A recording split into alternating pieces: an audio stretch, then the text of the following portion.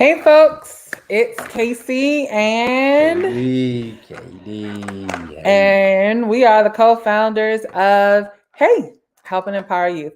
So, y'all know, for those of you who may follow my personal page, I gave a little we got a whole bunch of devices going on, guys. Like I told y'all, we was gonna be on all the things, right?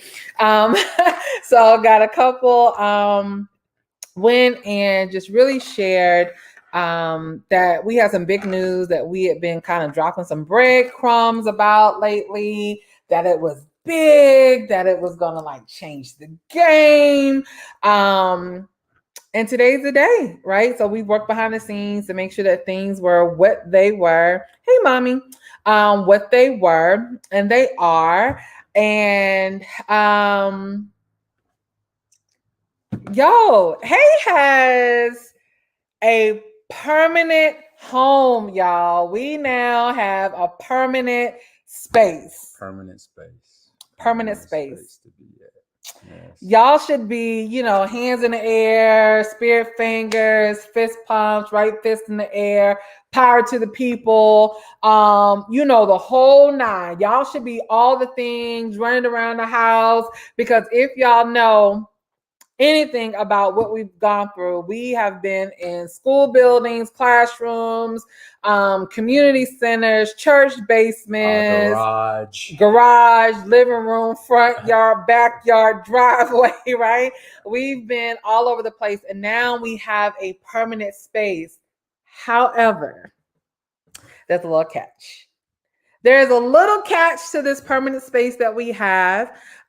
Before I tell you, or let KD tell you, the exact location, maybe we'll hold the address for now, but how this whole house came to be, I want to show you guys what the space looks like. You ready? I'm going to share my screen with you guys. I am going to show you all what this space looks like. So I'm hoping you can see it.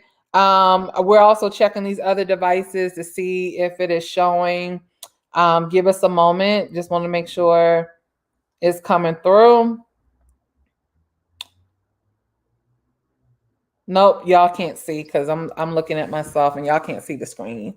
All right, so hold on. Technology, y'all. It works for you and then it doesn't.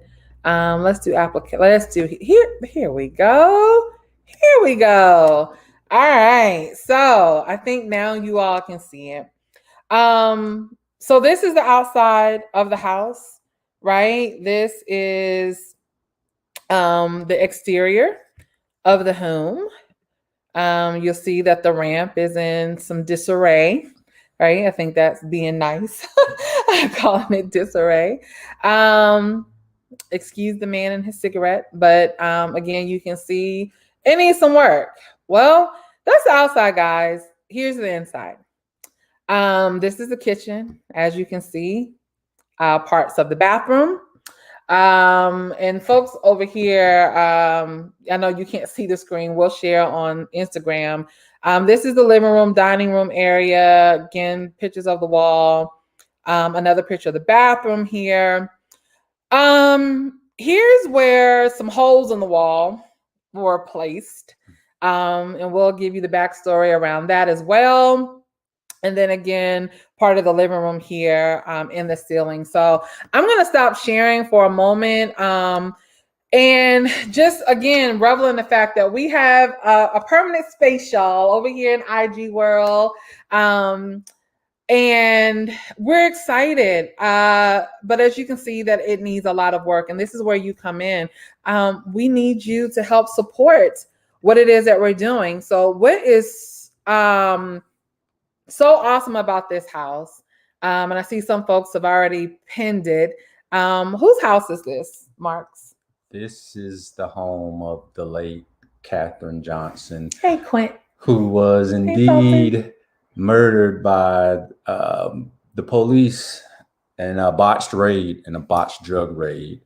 It was a well-documented case.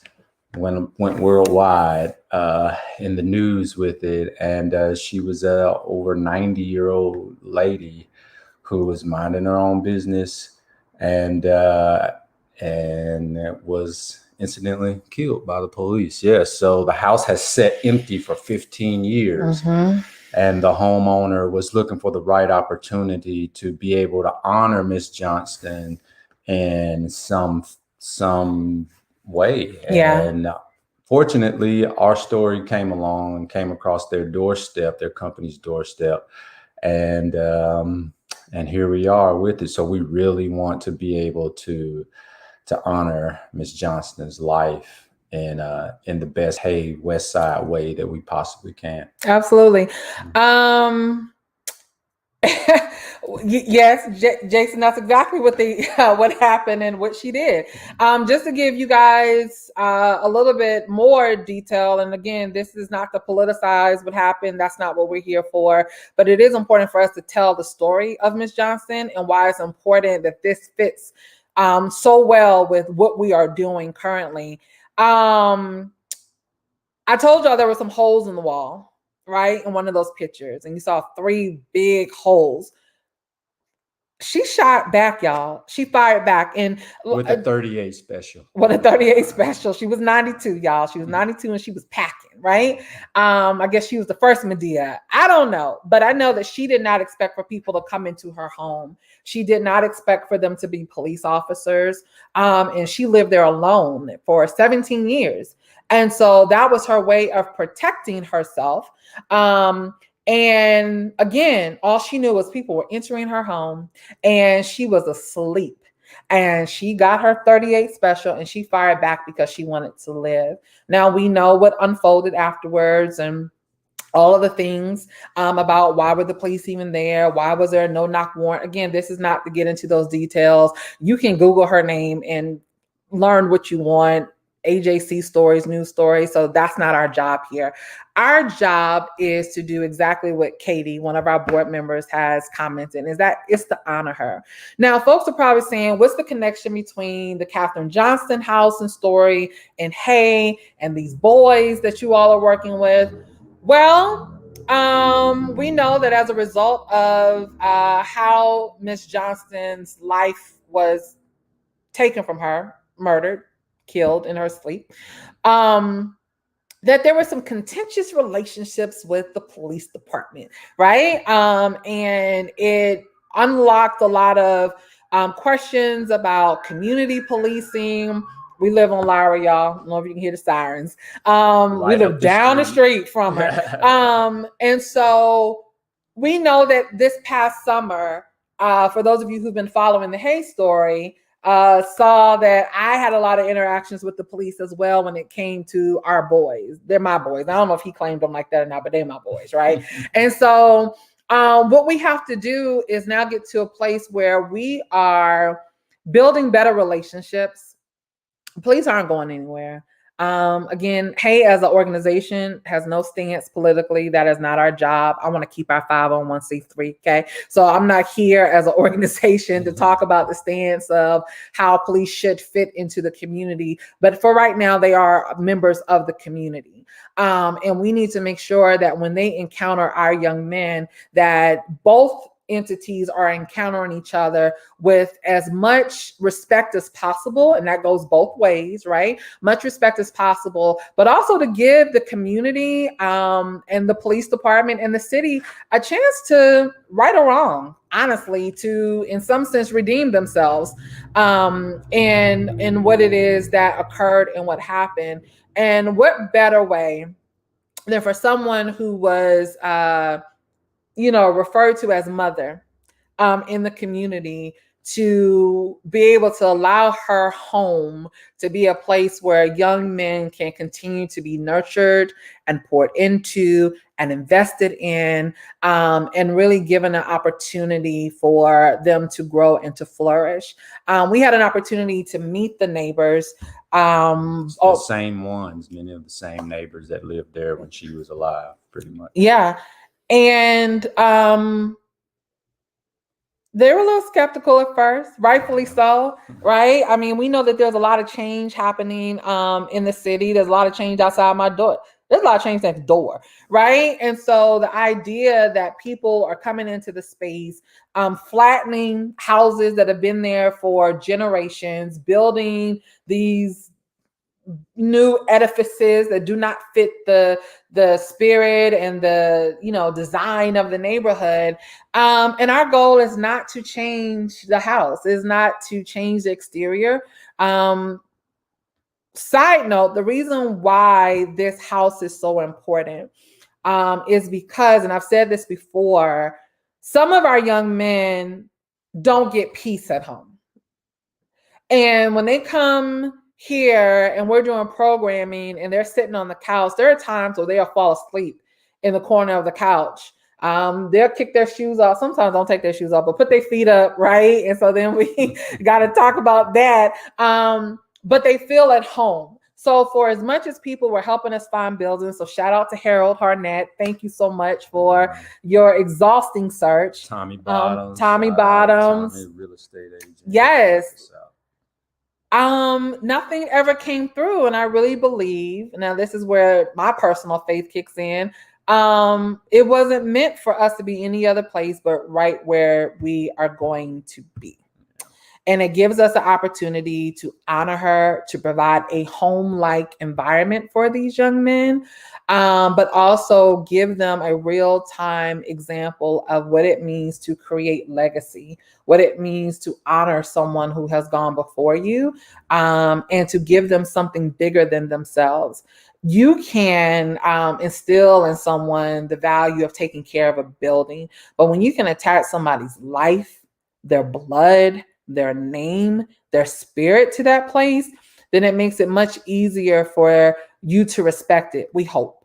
But in addition to all of that, this gives the boys an opportunity to learn a skill, a trade, because again, y'all, this house, it needs a total rehab. Yeah. Starting with the roof. Starting with the roof. Yeah, the house absolutely needs everything.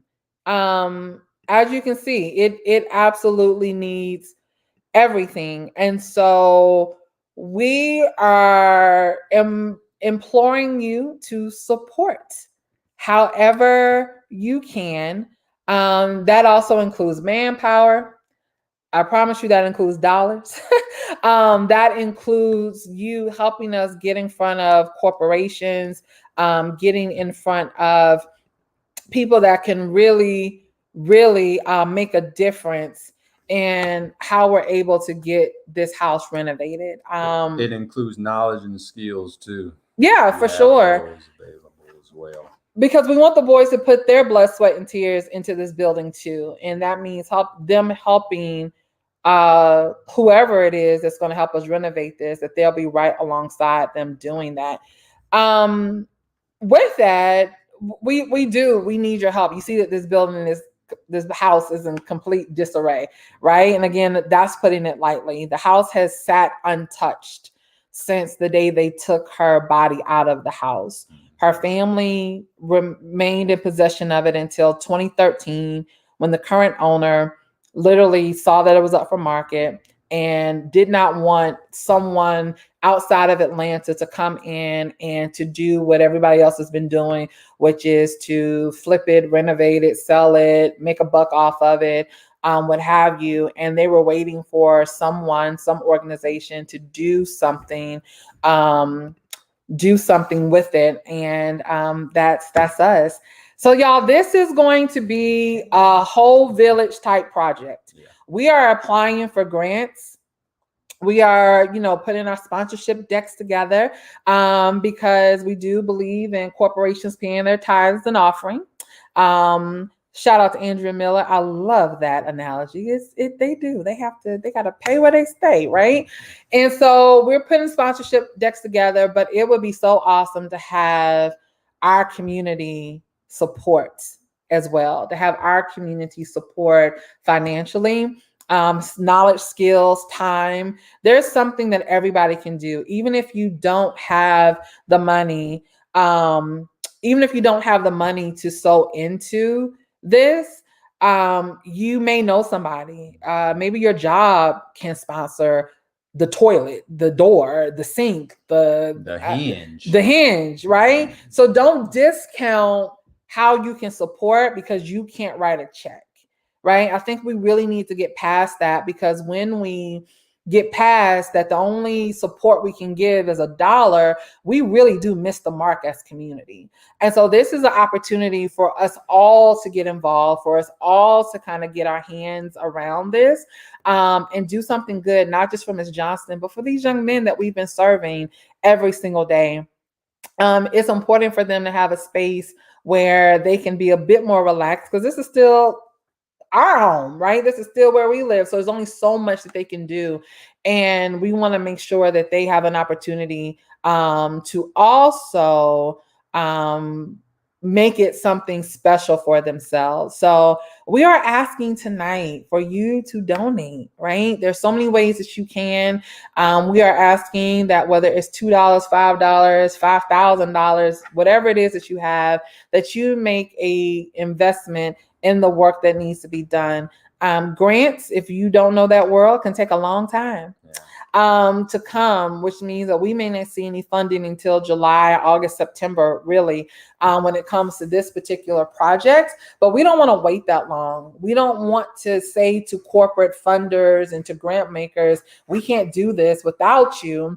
Our community is going to rally behind these boys. Our community is going to rally behind this investment in the west side of Atlanta, right? The real west side, for those who have stuck it out through all the changes.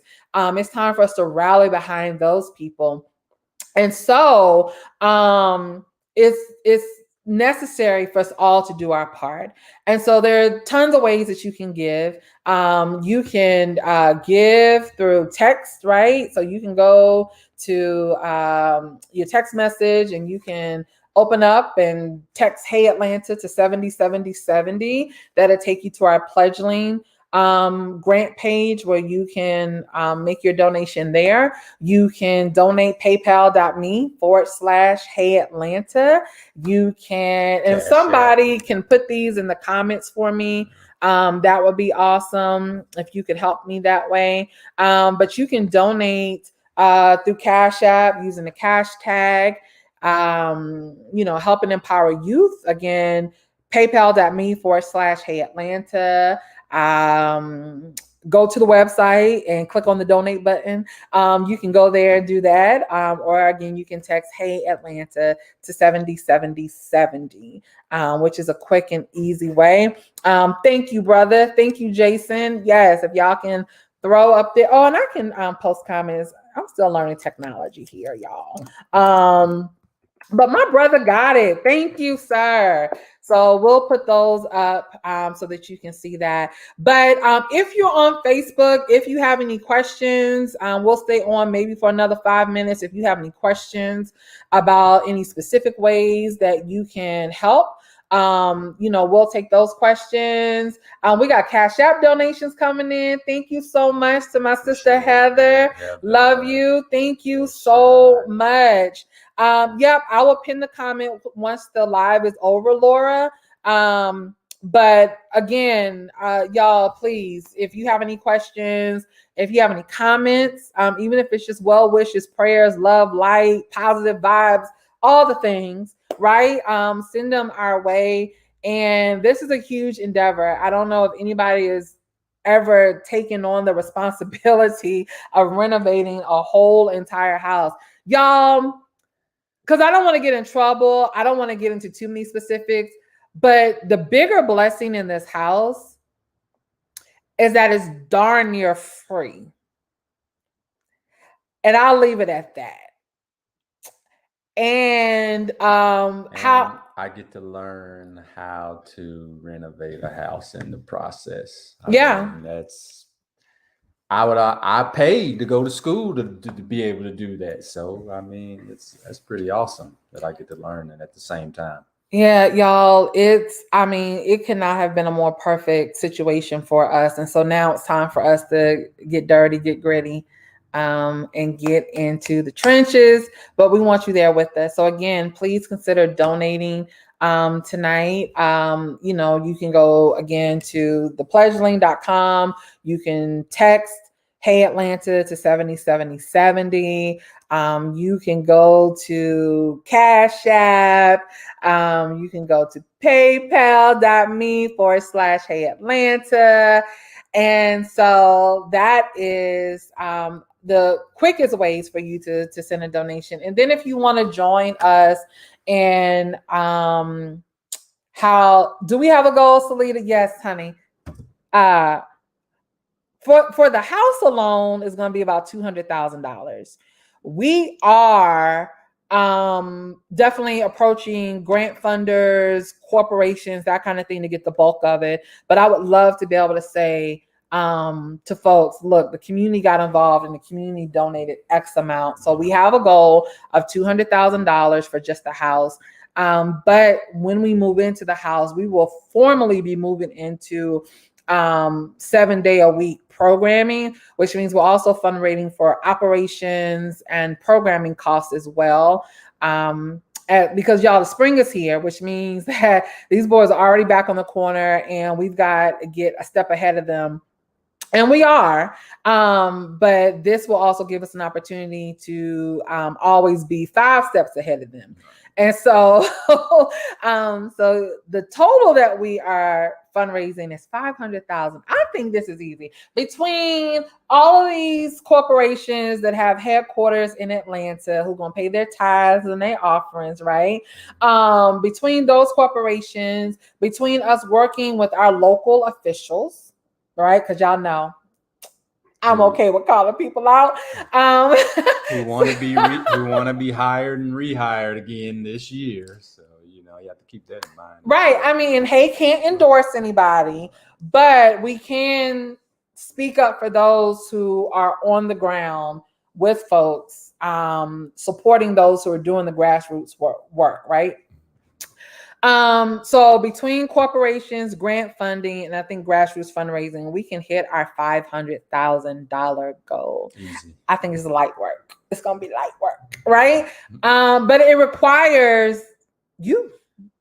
And again, I don't know how else to say this, and I'm going to get off my soapbox because y'all know I can get on it, right? Do not discount whatever you have, right? Don't say because I don't have 100, I'm not going to give anything.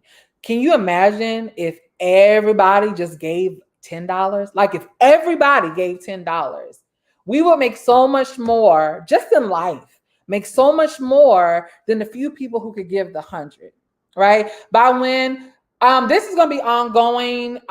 We want to be able to at least get the first $50,000 to make sure that we can cover the roof in its entirety by the end of May. So we got 60 days to get $50,000, y'all, so that we can at least get the roof done. The roof has to be done.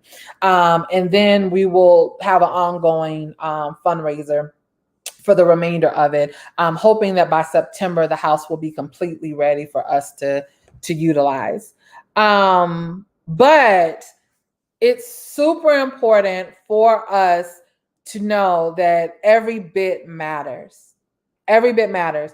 I'm going to take a little liberty here and tell y'all, which is what I used to tell people when I was charged with raising the offering in church, right? Is that the pastor can ask you for whatever. They don't mean that's what you have in your pocket or if that's what you've been led to give. How you mess up is when you don't sow at all. Meaning, if a call has been asked for $500 and either you don't have it, there's no need to feel bad because that call wasn't for you. Or 2, if that's not what you've been led to give, but you've been led to give that $20, then it still gets blessed the same way because it's not the amount, it's the principle and it's the heart. So when we're asking people to support, when we're asking people to give, and don't think that you have to have this magical number. We have had people give us $3, and I have prayed that their lives have been blessed because of the $3 that they have sold into Hey. Because I don't know, maybe that was the last $3 that they had, and they found this program worthy. So yes, y'all gonna see me ask a lot because it is necessary. So whether it's $2, $5, 10, 20, 100, 500, 10,000, whatever you got, right? Sow into hay. This is good fertile ground. I promise you, you're going to see blessings abound in your life by sowing into what we're doing, because we are sowing into the lives of young people. We're sowing into the lives of young Black male teenagers that most people have told us to my face, why are you wasting your time? Not worth it. They just going to go out there and do the same thing anyway. Black people too. So, And I am hell-bent on proving them wrong. But we cannot do it by ourselves. We cannot do it by ourselves. So we need you. If you want to host a fundraiser, let me know. If you want to help put together sponsorship decks, let me know. Right? If you want to, yes, definitely. Krista Leonard. Again, I don't want to get into too many details of all the behind the scenes until we can do something more official. But Krista was instrumental. Without her, we wouldn't be sitting here. So Miss Leonard, thank you. Thank you so very much. And this is an example of someone who hasn't given us a dime, but made one introduction that has been monumental. Did not cost her anything. So I encourage you to get creative in how you can support us in this work that we're doing. So again, y'all know I can talk and talk and talk. yeah. And So we're going to wrap it up. But it is just a joy and a pleasure to be able to say that we are moving so much closer to what it is. Y'all, thank you for the $10. Now, we didn't have some other donations come in, right? But thank you for the $10. Thank you for somebody hearing us and understanding that that makes a huge difference. So I appreciate it. Thank you. Thank you. Y'all, again, we got to get this money. We got to get 50,000 by the end of May so that we can get the roof put on. That is the first thing. We got to get the roof done, the roof put on. The floors are in pretty good condition. The walls are cheap, right? So we can get all that done. Y'all, I'm gonna be conjuring up the spirit of Henry. This whole entire project, right? And if y'all don't know what that is, just DM me. I'll let you know. But spirit of Henry is gonna come up and out. And okay, Krista, I'll be checking in with you soon then. All right, y'all. Please share. Maybe someone can get on live. Please share this with them. And however you can support. Again, y'all gonna be seeing this face. Yes, please share so I don't have to sit through this again. Please. He doesn't have to sit through it. I will come on here and beg all by myself. Okay, I'll come on and beg all by myself. He can go away, right? It don't matter to me. We're gonna get this money. We're gonna get this hay house. We're gonna tell the whole entire city, look what happens when you invest in the lives of young Black men, right? Without forcing them to change, without bringing up their past, without giving conditions to what they can do, that they have a safe space where they can go and be free, right? So to Dr. Willie Godman over at ITC, we want to give these young men a chance to be who they be, right? And that's exactly what it boils down to. So that, and y'all, wait for Hey Hydrate. We're going to be doing a formal launch about that. So I can't wait for that as we talk about that one step ahead of the boys. And Jason, he do. He love it. He do. He acting. He put it on for the gram. So that's it, y'all. I love y'all. I could talk to y'all all night. But I'm excited. If y'all, we get to move out of my living room. Now, the quicker we raise this money, the quicker we can get out of here. But again, the first goal is $50,000 by May 31st. So we can get this roof on, and then we can show the folks, like, look, we've invested. Now it's time for you to invest. So thank y'all so much for tuning in, being a part. Again, share. Ask people to donate, to give. When you see me coming, don't run away. Don't click off the screen. Just continue to love on us and support us. And it is so, so exciting all that we have coming. And we're going to honor Miss Johnston, but we're also going to honor the lives of the young men who are still here by making sure that they have some place to be.